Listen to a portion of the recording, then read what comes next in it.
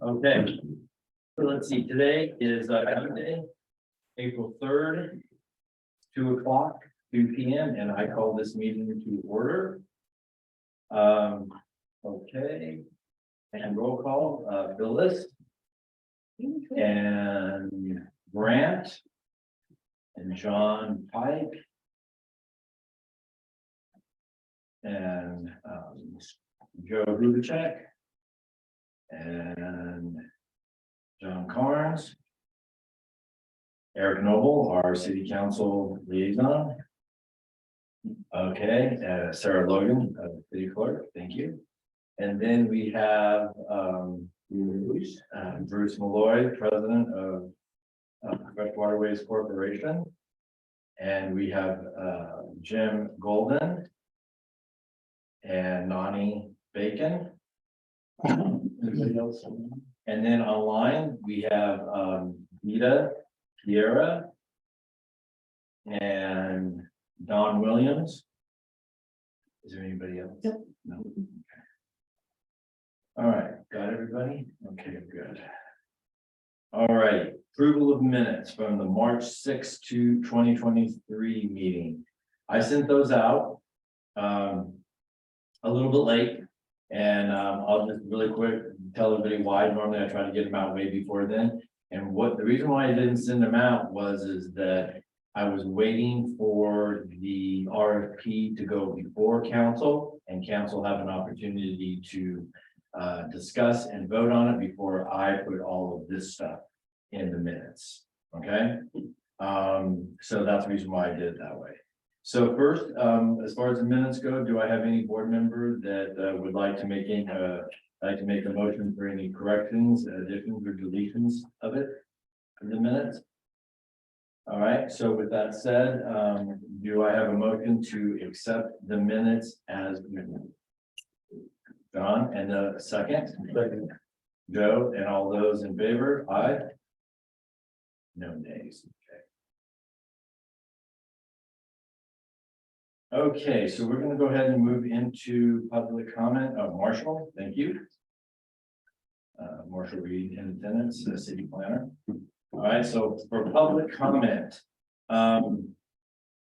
first is we did receive a public comment from Vita Piera, and that has been made part of the record, and all board members have received a copy of that for you to review. Okay. All righty. And so we'll go on to Jim Golden. I have nothing. Okay. And Nani? I have nothing. Okay. And Don Williams? Nothing today, thank you. And then Vita, we have your written, and that's what you wanted to be made part of your comment, correct? Yes, thank you, Steve. I don't have any additional comments other than those I've written to you. Thank you very much. I don't know if you heard or not, but all board members have been supplied with a copy of that. Okay. All righty. So next we don't have any.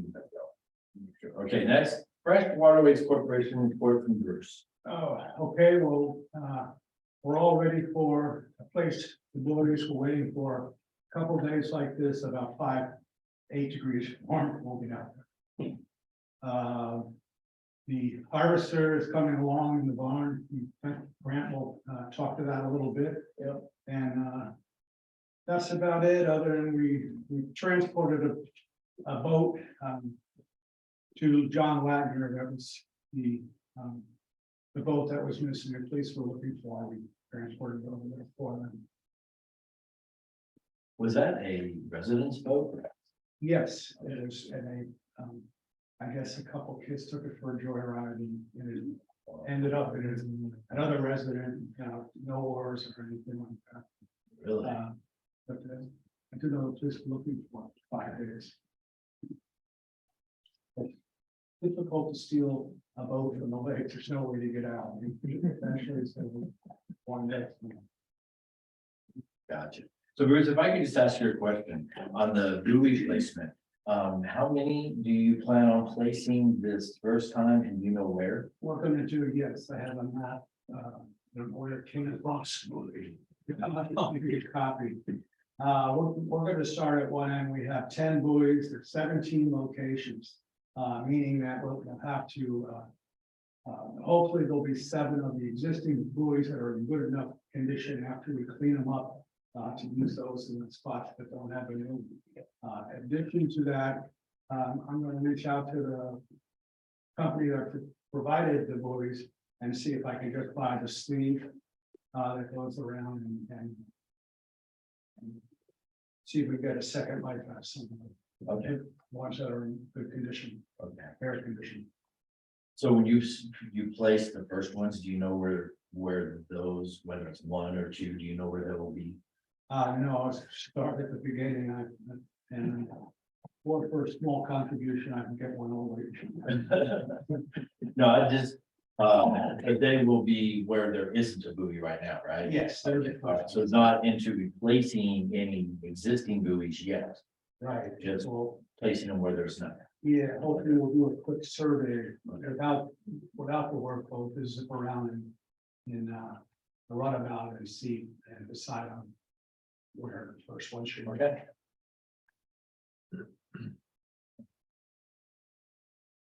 A little side note on the, Okay, those cans are like about 60 pounds plus each. And so I've been concerned personally about putting those things in the water safely without anybody getting hurt. And so it's just my concern. I just bring this up once again. You just talk about pulling buoys out. And this is a powered davit that will pull old buoys out. And it will lower them down in much more safely. No strain back. So just for your information. okay. And were you gonna talk about the harvesting now, or are you gonna wait until we Whatever get you to want. the? All right, do you wanna make it as part of the Fresh Waterways Sure. Corporation report? Okay. Go ahead. We've got the harvester in Bob's barn. We got it almost assembled. The tough part is coming ahead of us. In 18 years, I've managed to save everything, but there's one part missing that I haven't found. So I'm gonna reconstruct it. And then we got the motors. I didn't realize it, but I had parts to build 3 new motors. But now I'm getting the motors put together. I'm doing one motor first to make sure we get everything right, and then we're gonna do the other motors. And then we have to attach the steers to it. But there's stuff to do in like little packages that'd be really helpful. We'd have to get a new stock for the boat bow, put on a winch stand. We gotta put new transom mounts for the 2 motors up. And it's something that almost anybody can do. I got like a list, we can lift the motors up, and that's all you have to do is get it off the transom. And then get laminated marine wood or some 2 inches of good, it's like 1 inch wide wood for the transoms. Because it's too rotten to put back together the way it is. And it's just a piece of wood, that's all. And but it's coming back together. And so, but it's cold over there. I found the English switch in after about an hour, my hands are getting numb. So, Yeah, well, hopefully it starts heating up here pretty soon. yes, So. I'm gonna do something a little bit different for the corporation report, and so I'm gonna go ahead and open it up to all board members. Do you guys have any questions for Bruce or Grant on what they've discussed for this report? I do not. No. The only thing, piggybacking on what Grant was saying, if he needs any parts for those motors, like throttle cables, stuff like that, let me know, because I can get with Dennis, see if we can provide them for him. Then just be more- Everything on the water, when we pulled it out of the water the last time, it was running perfect. Okay. And all the cables were functioning and. So motor wise, the only thing we had to do is get a gas tank and connect the fuel lines. And the 24-horse Honda that sat for 18 years, I kept it covered underneath my porch. I had it tuned up and it started right up after he tuned it up and put the spark plug in that in there. And so we got a new battery for them, and so they're the Honda 24-horse, they're really drives everything. Just run on the first, just have to get them. That's all I had. John, Oh, I think what we need to do is wait for the next corporation getting to go into it, be ready. okay, all right, Phyllis? No, good, all right. Okay. So there we go, that's Freshwater Corporation report, old business. IAVMP, so the IAVMP at last city council meeting, Scott Anderson, the city administrator, did the official public hearing and started that 2-week process for that. So that will end on Monday, 12 April. And I'm sorry, Monday, 10 April. I don't know why I keep saying 12. At that meeting, Terry McNabb will be at that meeting and do either some sort of a presentation or Q&A with council. And I guess that will end the public hearing. But one of the things I wanted to say was, so now would be the time that if you have any comment, public comment, for the IAVMP, now would be the time for you to submit that. You don't want to submit that to me, you want to submit that to the city clerk. And then that will become part of the IAVMP record. Okay, so we have been going on for 1 week and there's 1 week left and you got to get it in by next Monday in order for it to be part of the record. Okay, does any board member have any questions about that? We're almost nearing the end of this thing. Almost nearing the end. So, okay. Oh, and Marshall, actually, if you wanted to just tell us real quick about the SEPA part of that. So I prepared the SEPA checklist in excess of 14 days ago and submitted that to the Department of Ecology for publication. And that would have been due back to the planning department last week, and we checked to make sure that things went through the process. They are not commenting on our IAVMP. Okay. Either because they didn't find anything objectionable or whatever, but they're outside of their 14 days that they normally would comment. Okay. All right. How about Fish and Wildlife? So when it gets published to the Department of Ecology, it goes out to all those agencies. When we publish it, they would have opportunity, the Department of Archaeology, all of the agencies that would have any environmental concerns on a plan like that. Okay. Would have opportunity to comment. We would have expected to have those comments back before now. Okay. And we checked that today just to make sure that there wasn't some sort of a problem and they didn't publish. They did publish it and we have acknowledged that. Okay. Or an acknowledgement letter that they had done that. Okay. So all requirements have been met. As far as I am concerned, all the requirements for SEPA have been met. Okay. So if I could just ask, this is for Eric or Sarah, city clerk, is at the next Monday's meeting, Harry will be there. Is that just a Q&A or is it him doing a quick presentation, or do you know in what format that will take?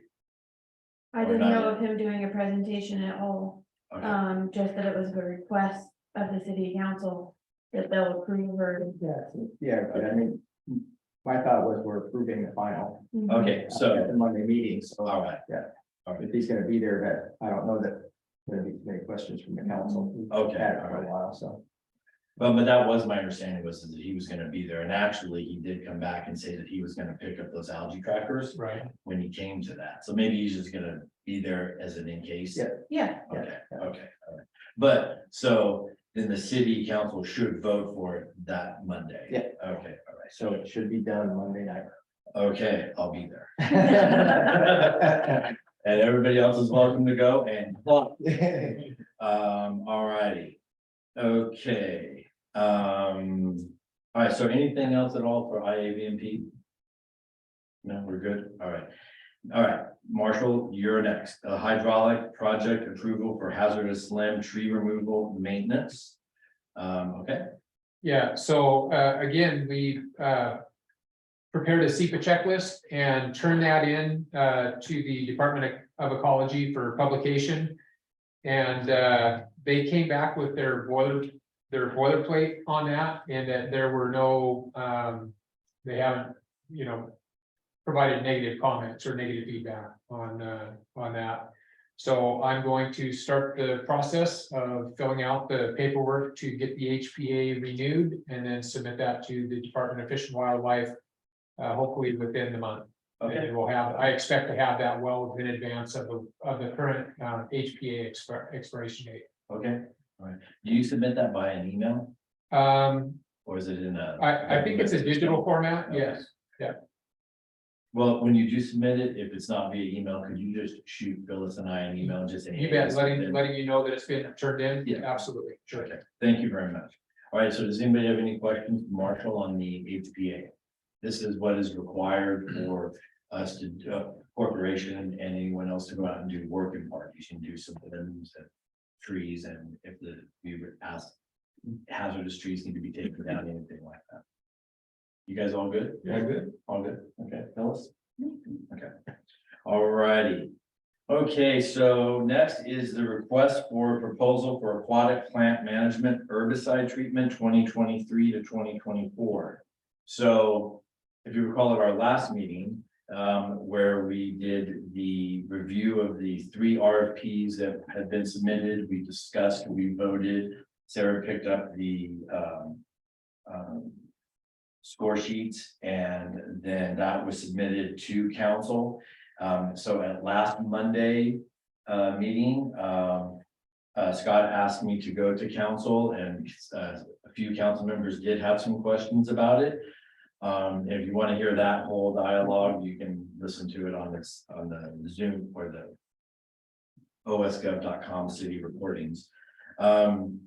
But thankfully, the city council did unanimously approve our recommendation to have Northwest Aquatic Ecosystems, Doug Dorling, to get the contract for 2023 to 2024.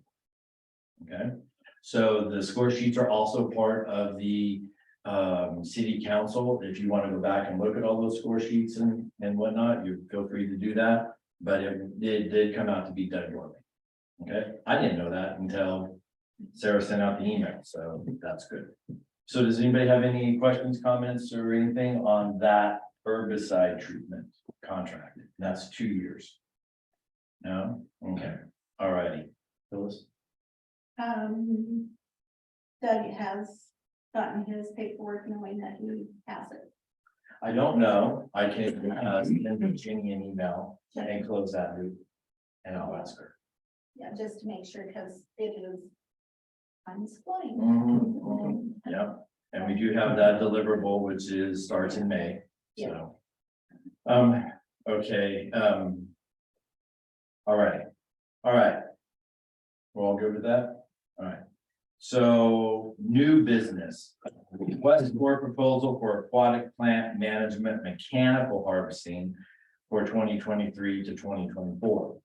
So, I'm gonna go ahead and do something again a little bit different is when we go around and we're talking about this, Bruce, I'm opening it up for you as for the corporation to have input on all this. So what we're going to do is this, is the RFP, there will be an RFP that is submitted. Well, either be an RFP or RFQ. So Jenny will get that figured out. And Marshall, I don't know if you'll be part of this or not? I'm not sure. Okay. That decision hasn't been made yet. All right, so there's a couple of things that will have to be done. With mechanical harvesting is one, the RFP, RFQ has to go out. And then people can bid on that. Hopefully we do it the same way that we did on this last RFP, whereas the advisory board will get it, we can review it, we can send it back. To city with the recommendations with our vote. And we have a little bit of practice now, so maybe it'll go a little smoother. One thing to note as well with the mechanical harvesting is there is an additional permit that will be required. I'm sure you're definitely gonna have to be part of that. Yep. Because that's putting something mechanical into the water now. Yeah, So I'm not really exactly sure how all of that is gonna come out, but what I'm gonna be doing is again, working with, I'll work with Jenny and you, Marshall, as well. On getting this moving forward. What I did was I had called Doug Dorling this last week and left a voicemail for him. And I said, hey, listen, I know that you did an RFP to contract the services for last year. Whatever you submitted for this RFP, could you please send to me so that I could get going on this RFP? And so he submitted that to me. It wasn't very much. It was about like this. Right, Phyllis? It really wasn't that much, but it's a start. We'll get it going and we'll work with the city on that. But what I wanted to do was I wanted to get a discussion going amongst all of us on what you think the requirements of the harvesting, what should it look like? Do you think that there should be any special parameters as part of this, you know, from our perspective, and especially since the corporation many years ago did do the harvesting? Do you think it should just all be the mechanical harvesting? Do you think we should add anything about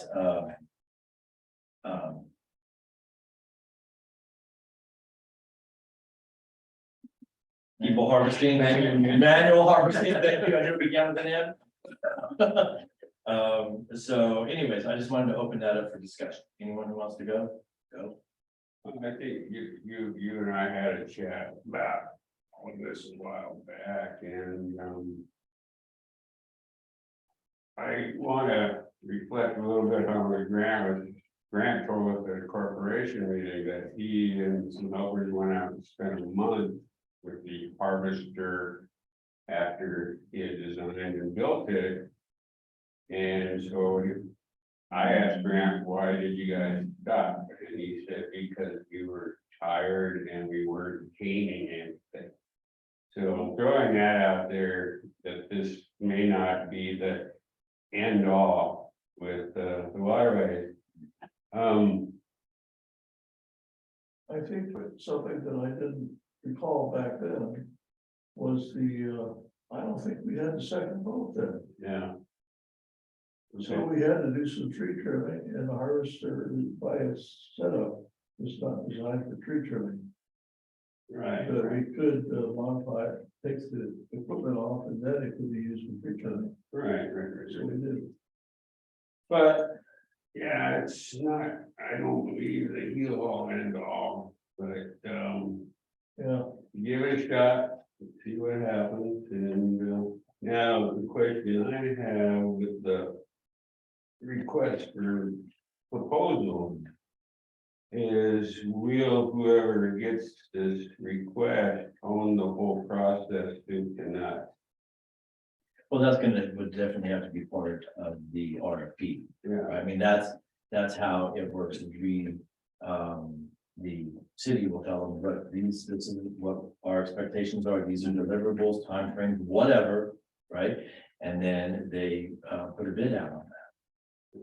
So, yes, I mean, one of the things, matter of fact, I was talking with Phyllis earlier, and I said, listen, one of the things that absolutely must be part of this RFP is that whoever gets this contract has to know that they have to work with whoever has the herbicide treatment contract on when things are getting done and where it's gonna get done and all this. So there needs to be that collaboration, not the Fresh Waterways Advisory Board or corporation being a middle person and making sure every I is dotted, T is crossed. It needs to be those two folks who are getting together and notifying us of what's going on.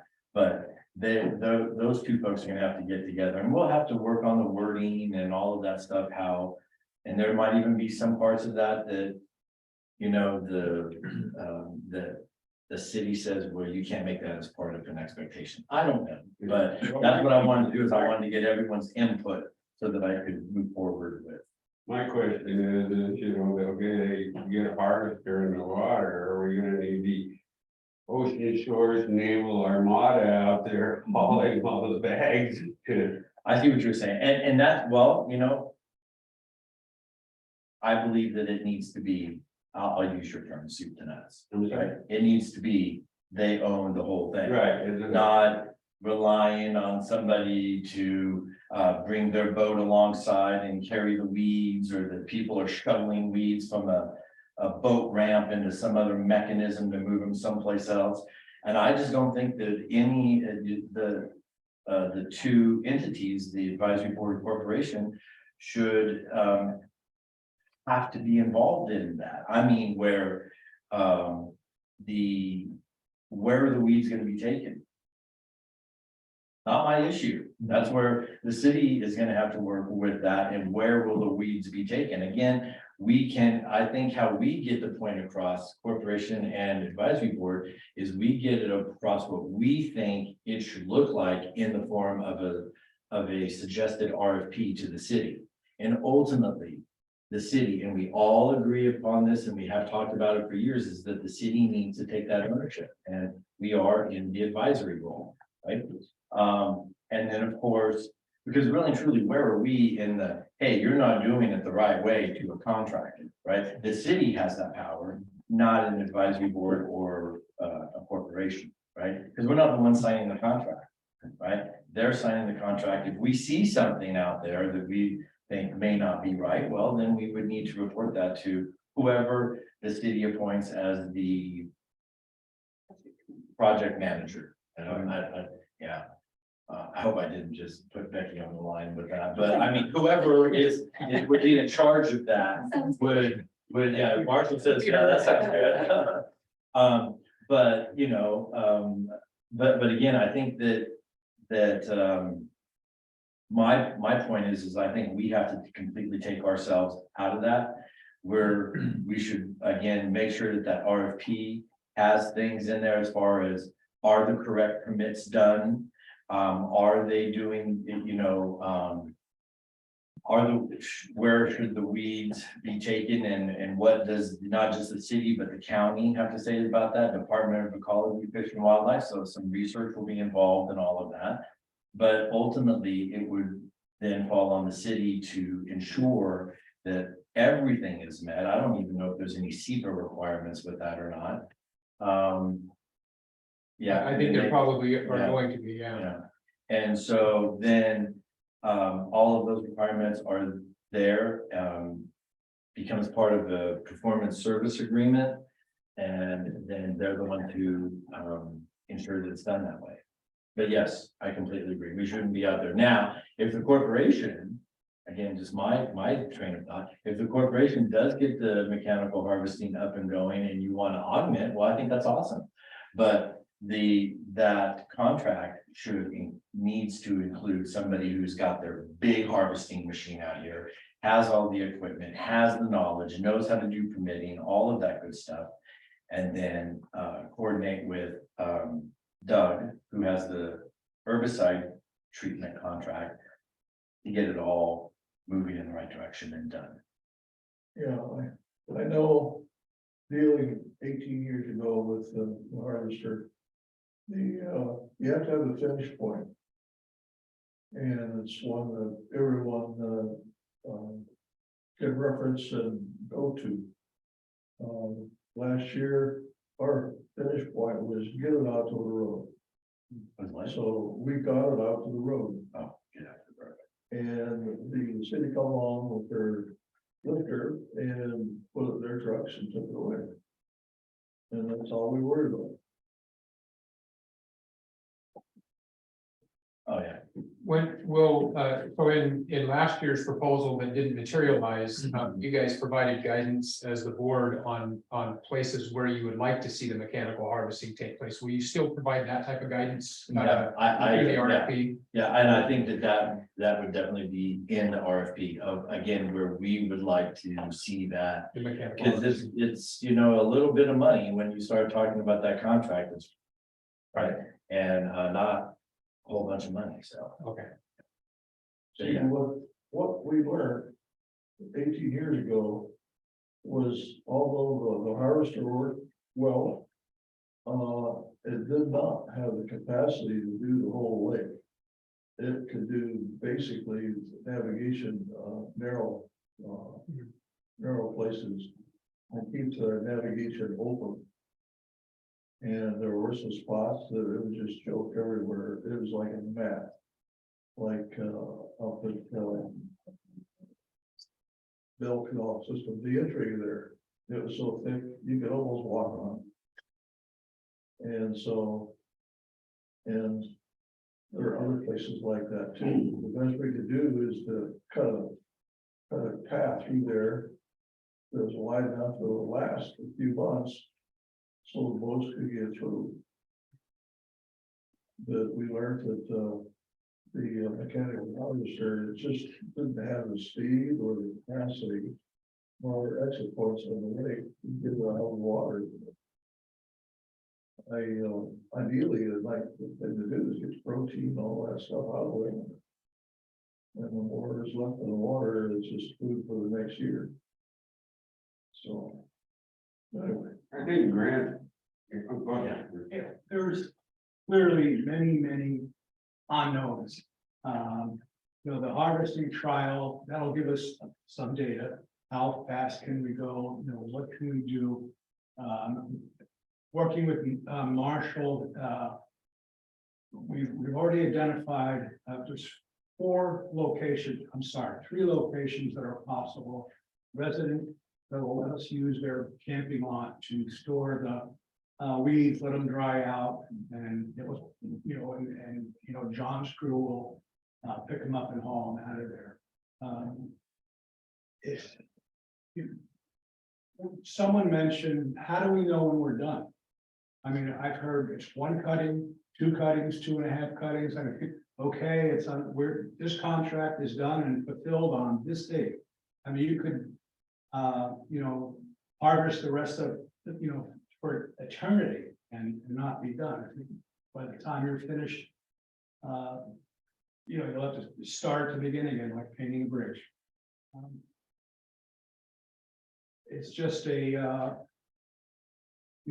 we have to get that first benchmark with the trial and see if it works, and once it, and go from there. Yeah, that's 480 acres of water surface that could potentially need harvesting. That's a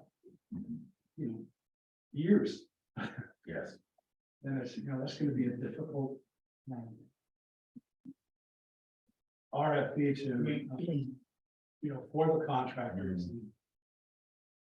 And, yeah, 2 harvesters perhaps.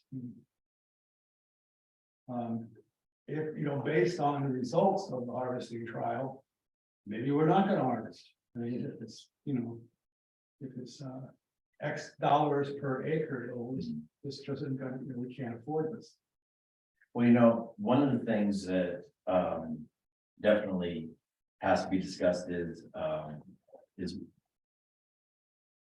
where would we do it? Where would we try to do it? Those residents need to know, look, we're trying it. Let's just say, right? We would recommend not to do any herbicide treatment in the Bell canals. I'm just, spitballing this, right? No herbicide treatment in them whatsoever. Because we're gonna try the mechanical harvesting in there. So those residents need to know, listen, we're gonna do our very best, but we don't know that we can do all 4, right? But if we go in and do, we already know we can do more than 2. We already know that. And that was probably gonna be right, maybe around that $45,000 or so, right? So we probably should be able to, based upon what Doug had contracted for last year. So, but there's other places that I think might be good to check out. Fishkill Canal, right? And also the entrance to Bass Canal, where all those crazy lily pads are, you know?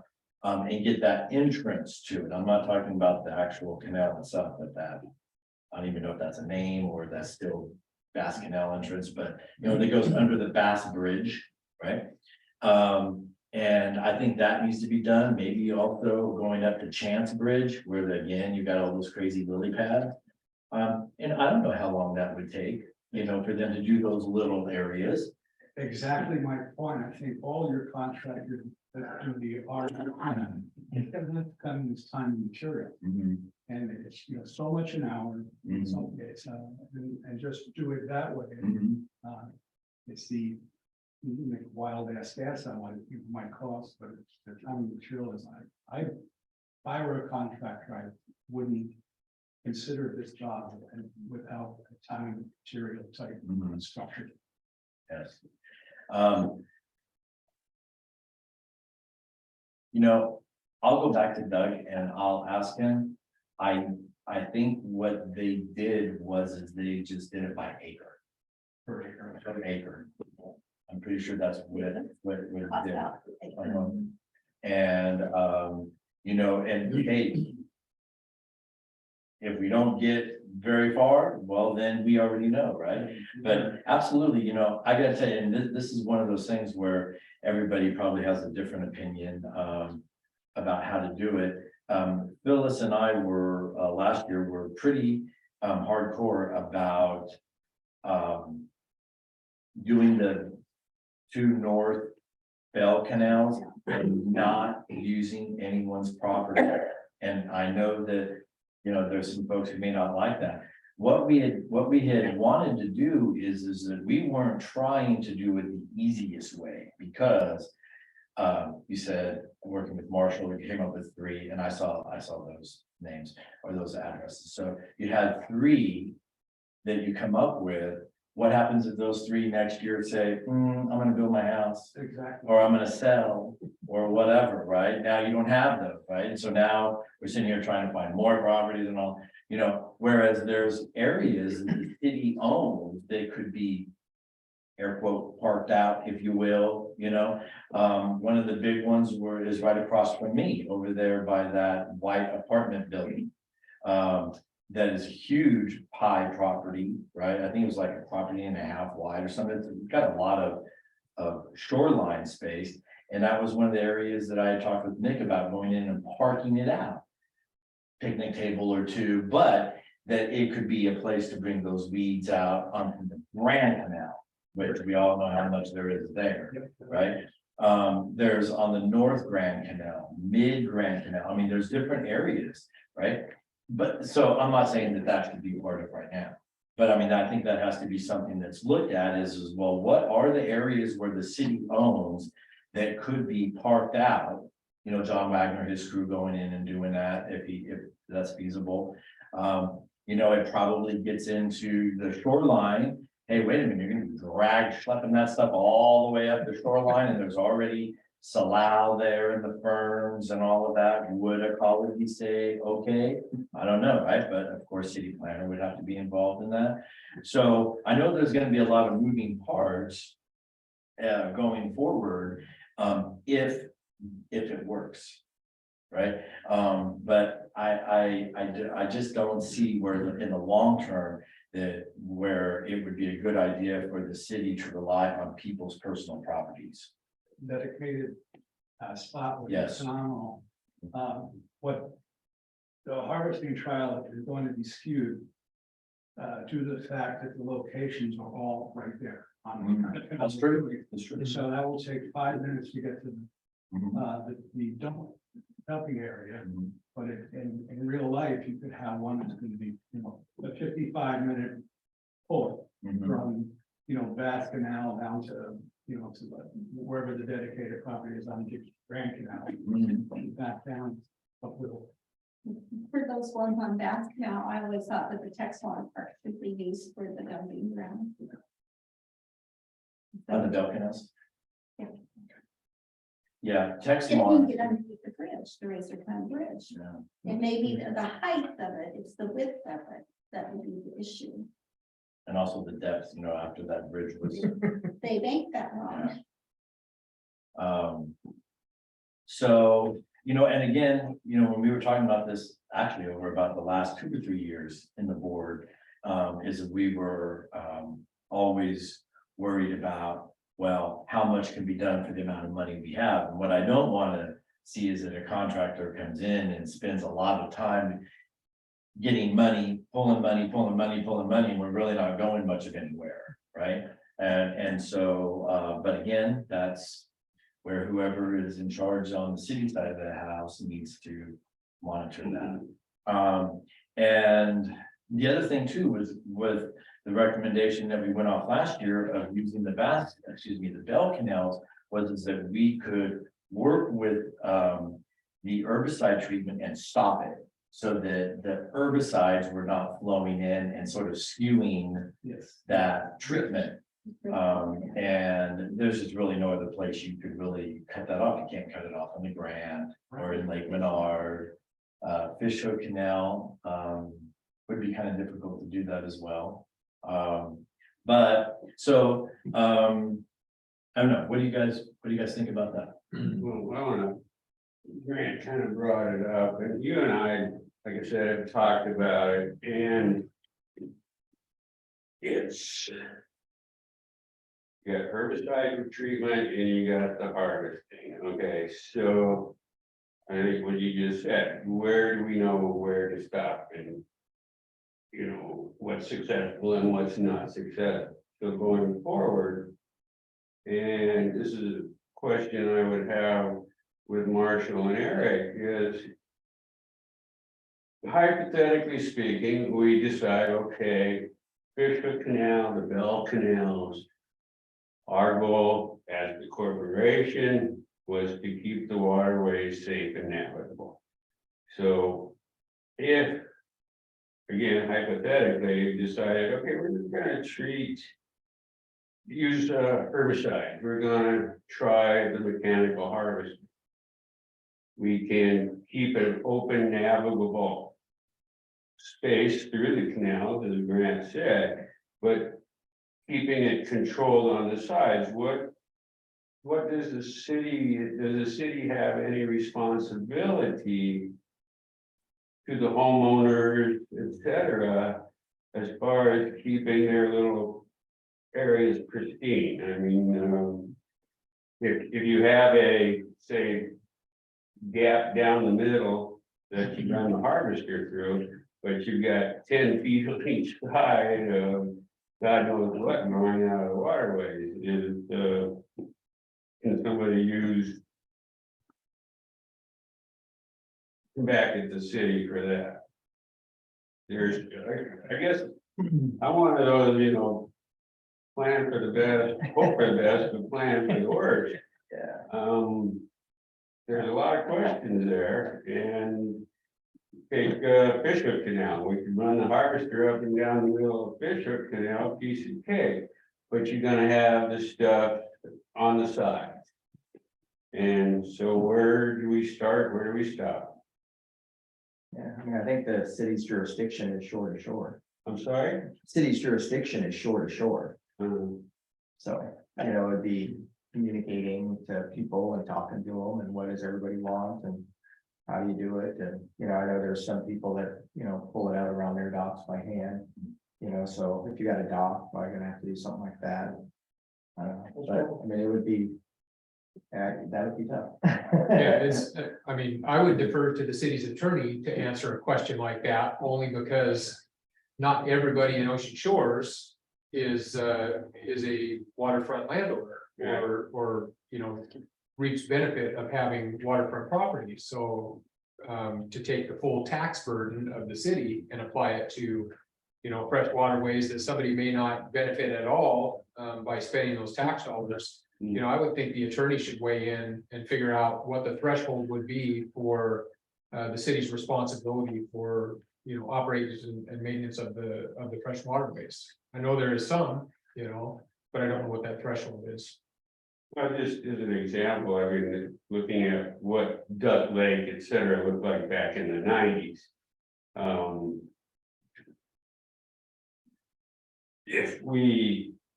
If the city wasn't maintaining these waterways to be as pristine as possible, what? The attorney, what about a class action lawsuit? I bought a house on Duck Lake and now I can't see Duck Lake. Yeah, and that's why I would defer to him. I mean, I don't have the background to even have an intelligent discussion about Right. where that would even start and stop, so. I mean, that's what we've been trying to do for the last couple of years and funding it, getting it focused, because it hasn't been taken care of for 50 years. It's not doing well, but that, you know, the Fresh Waterways Master Plan is part of that whole thing.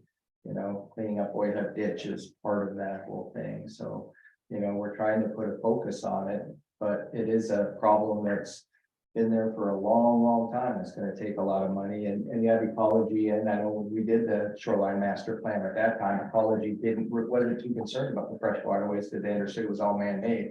Well, those people all transitioned out. Now they have different people in that go, oh no, we're gonna, you know, take it. So it's just who's in the office at the time when things are going through and, you know, but at the same time, I don't think, you know, because ecology did say when we were in those meetings, their intent is not to shut it down and make it go back to swamp and things like that. And they have to understand, we have to maintain them at a certain point too. So there has to be some give and take. But when it comes to citizens, and we've had those conversations about who should pay for it all, well, it's all part of Ocean Shores. So that's where it's coming out of the stormwater. That's what my comment was gonna be, is Yeah. that it is an integral part of the stormwater utility. Yeah, so that's where it's being funded out of. So then it's up to citizens and stuff. So. So. Let me see if I understand you correctly. Is your question that if the folks cannot use their property because we're not getting rid of all the weeds, you're wondering how that will affect? Oh, right, yeah, it's basically if we keep a navigable opening, so you can get a boat down the middle. Yeah, Okay, my question is, what about those people on the side, have docks, et cetera, and or visually looking out into the water and seeing all these little nasties growing up out of there? Can I piggyback on that, Stephen? Yeah. If having a swath down the middle does no good to waterfront owners that can't get to their dock. Right. And I've been under the impression, I don't know if it's a phantom rule or whatever, that the property owners were responsible for the dock and their, you know, the property lines. But I don't know if that's actually true, but I know there's people that are paying to have the weeds removed so they can get to their dock and they can't do it anymore.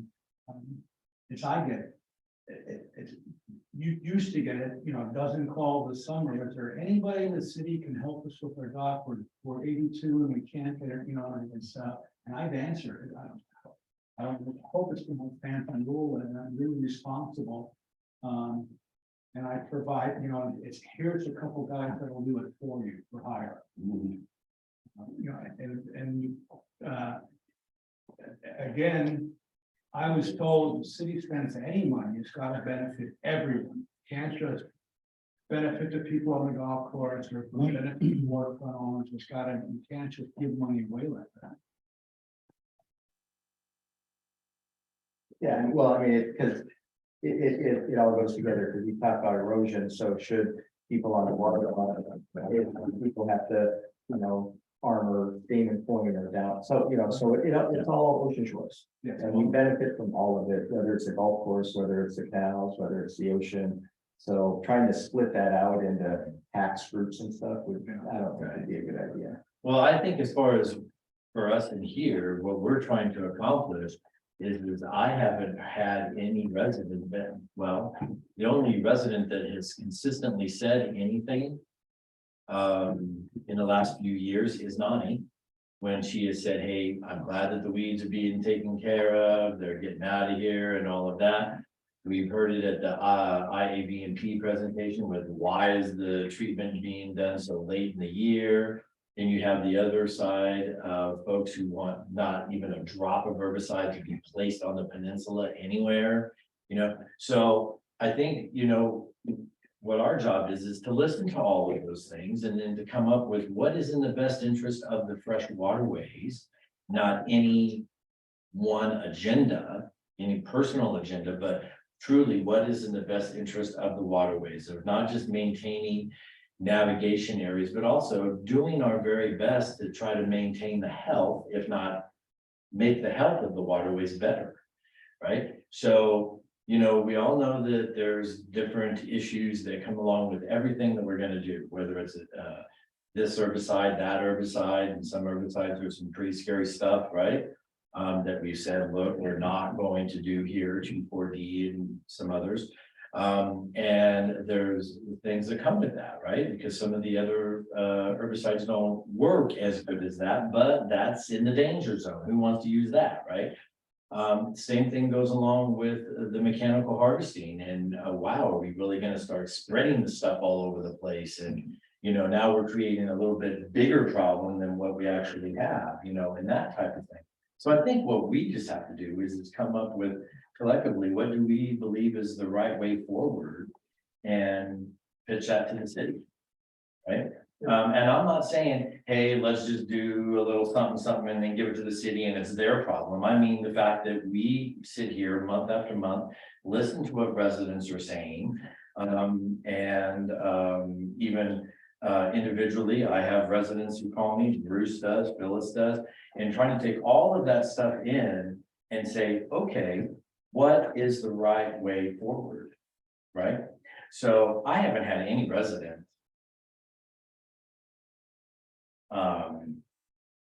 say anything about, well, I can't see into the waterways. I've had a resident who has said, I can't throw a ball into the water so my dog can go and go get it. I've had that.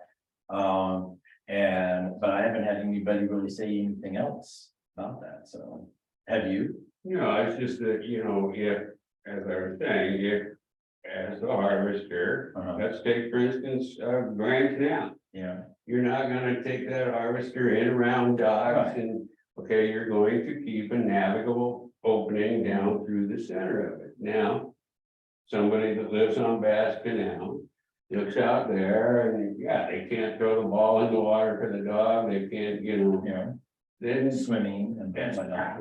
that's what my question is what is the city's responsibility as far as maintaining the picturesque scenic beauty of our ways?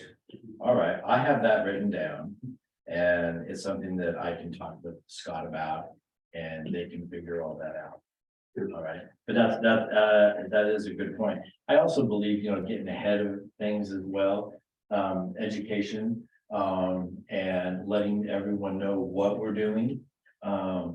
And there is something to be said about this as well as what the advisory board is discussing and recommending to the city versus will the city take that recommendation and go with it, or will the city council change it up and want to do something different and all that? So I would just kind of just put this out there, public service announcement real quick, that is not just, just coming to the advisory board and making your issues known is not, the end all. You also should take that before council and let council know how you feel, because when it comes to things like this, ours is a recommendation and it is then up to the city in the form of council and maybe even city planning. Hey, you can't do that because of this regulation or whatnot.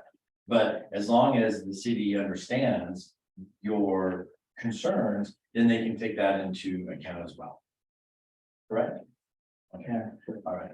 So did you have anything else? John, you haven't had a chance yet. I think what you stated earlier is the RFP and having that contractor do A to Z and not let that get by. What helps of other boats and local boats, just to see what it is, where the money goes. You mentioned that there'd have to be a permit for any mechanical going in. I believe there needs to be. Maybe so, maybe not, but if there is, would that have to be transferred to the corporation to harvest, or would they have to apply for their own permit? Something that we have to look into. Good question. And then a third topic would be, you said that they charge by per acre.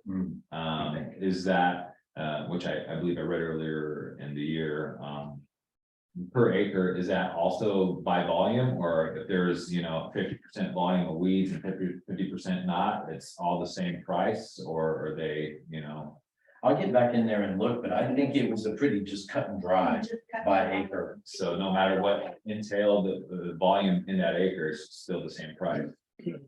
So we gotta choose. That's actually a good point, because that was how this whole thing came about last year when the contractor did decide that they were gonna come out here and take care of it on their time.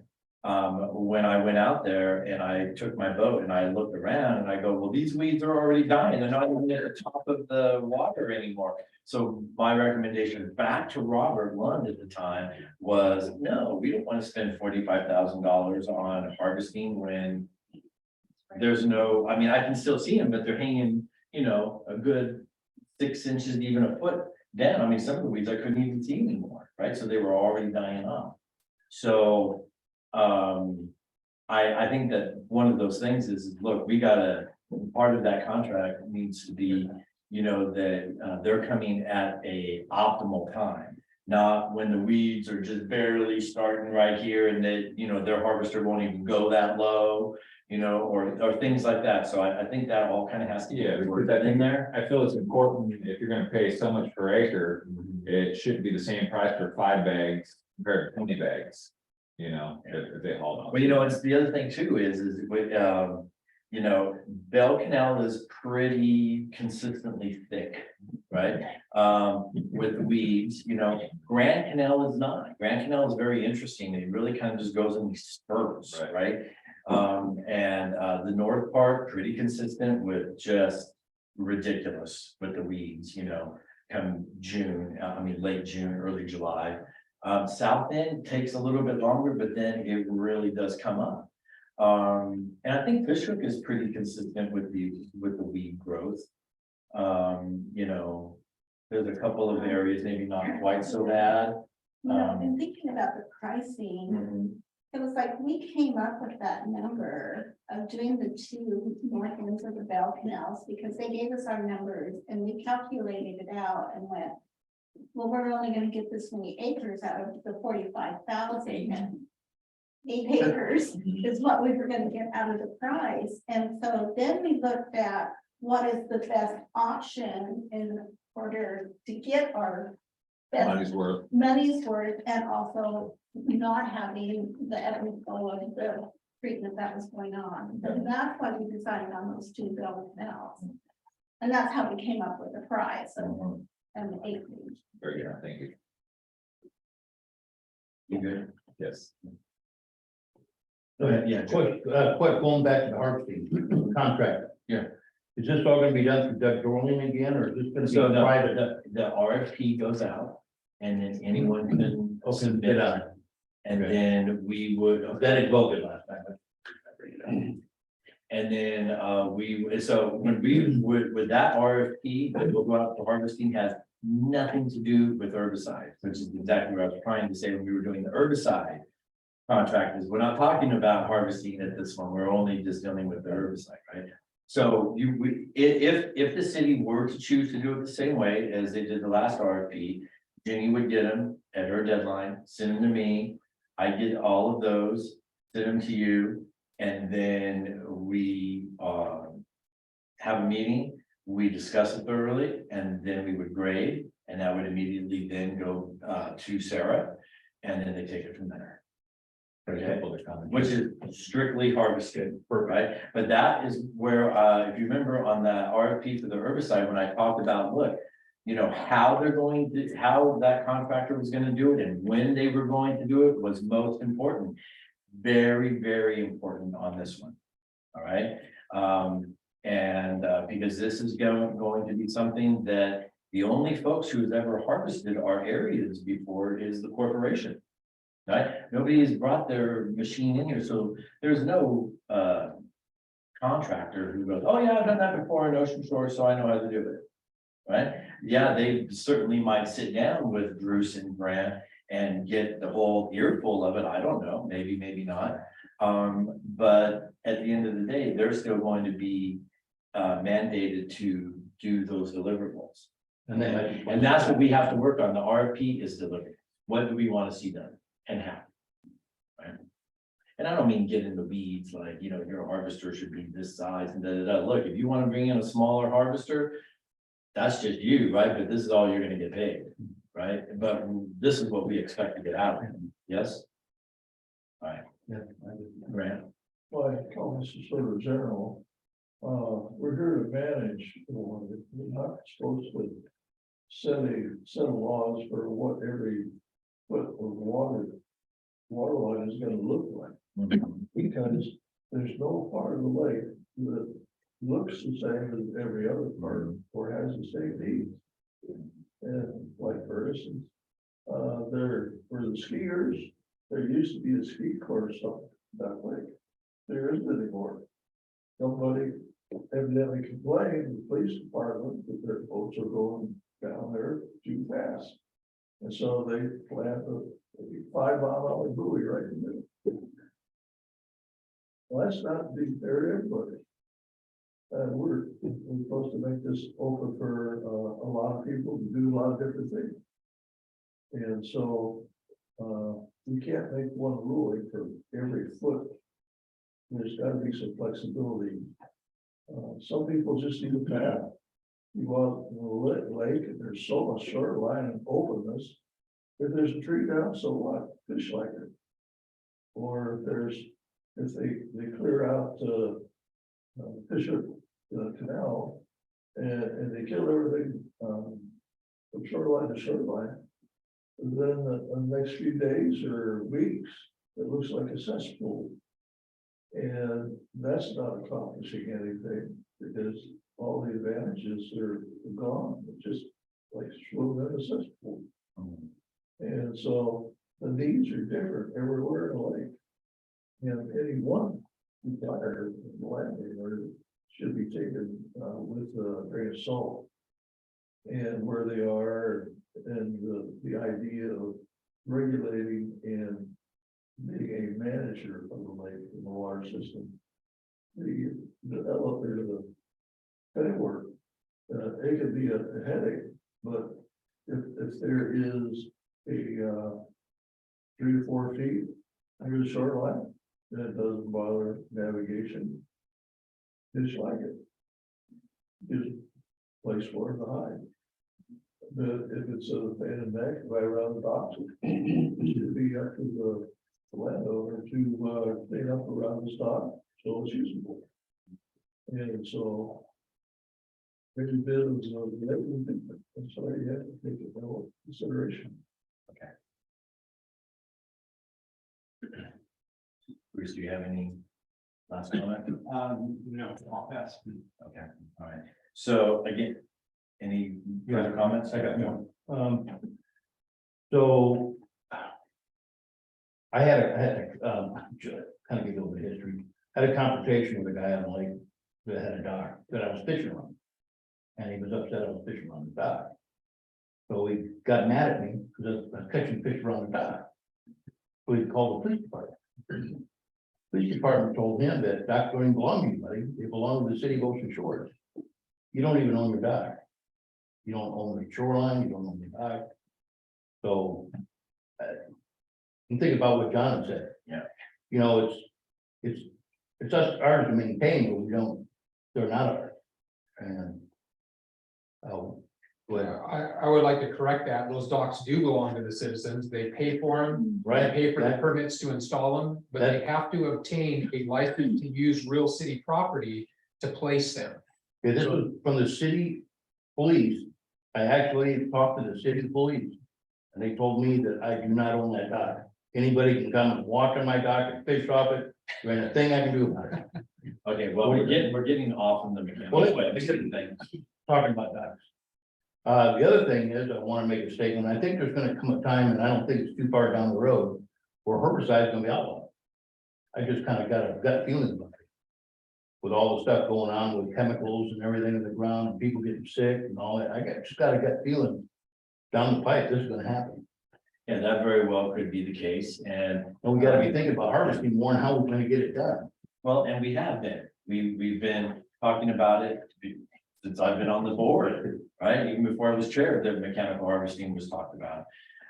And you know, there was a lot of work that it has taken to get to this point.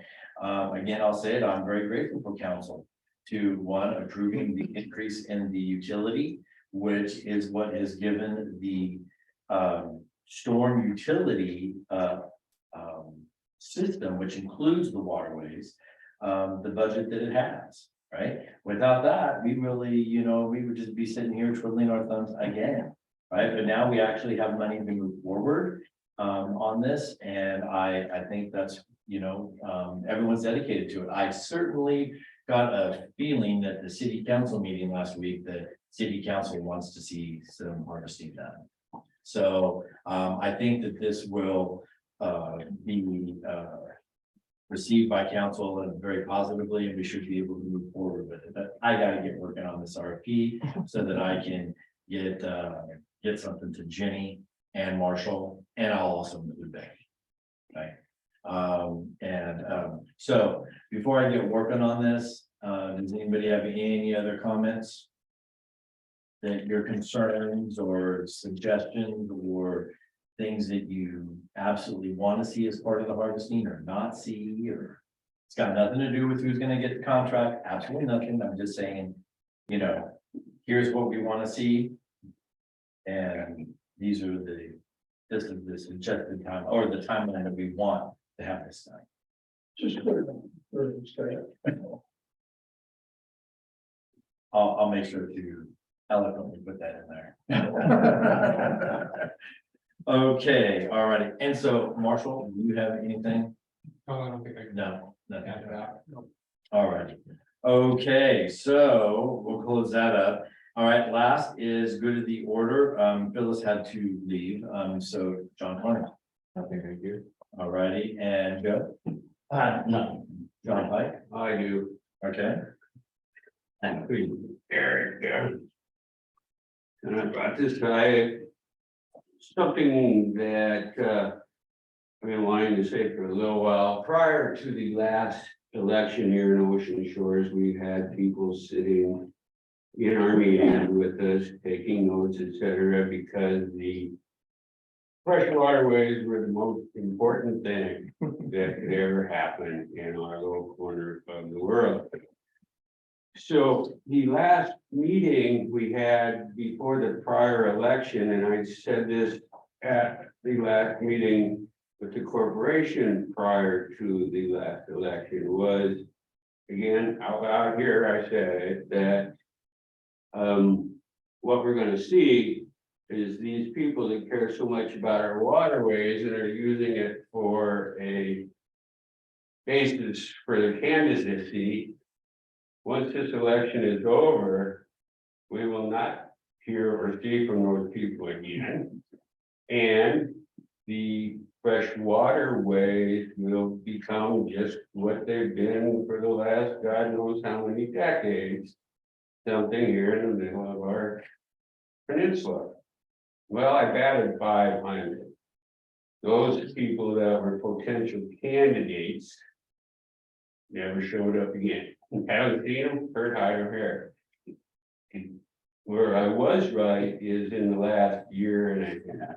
The city has really stepped up, and Eric, John Martin, Scott Anderson, and Marshall Reed, and the other Sarah, and the other people that we, the corporation, works with, and the advisory board works with. You guys have, I know we're all in the crawling stage as far as these waterways go, they're baby steps, and we're just really learning on that level. But hey, I appreciate what the city's done for us in the last year and a half. The end. Great, thank you. And Grant. I think I said this before, a long time ago. It was the corporation versus the city. whatever we come up with, they would do it just because we were the corporation. And it's just crushing. And so that's one reason this board was created, is to get the two to talk to each other and grease the kids for getting work done on the lake. And since then, it has come a long ways. Personalities are no longer in the city. And we had different people on the corporation, and they're all working together, and I think it seems so slow. But try designing and building something by committee. So we get all these people work together and understand problems, come up with solutions, and not any hard line set of rulings, but flexibility and understanding, and because a lot of people haven't even been all over there. And they don't understand the problems. The South Duck Lake, I've seen it where the weeds were about 18 inches below the water. In the middle of the lake. And the kids that are teaching the water ski, they could barely get up because all the weeds got piled up on the ski. Around her. And but now we've got, it's much better now, but we need to keep going. Okay. Awesome. All right, and then for me, I don't have anything for good of the order. All righty, so the next meeting will be held Monday, 1 May 2023 at 2 p.m. here at the Ocean Shores Library. Let's see, the time is 3:12, and I adjourn this meeting.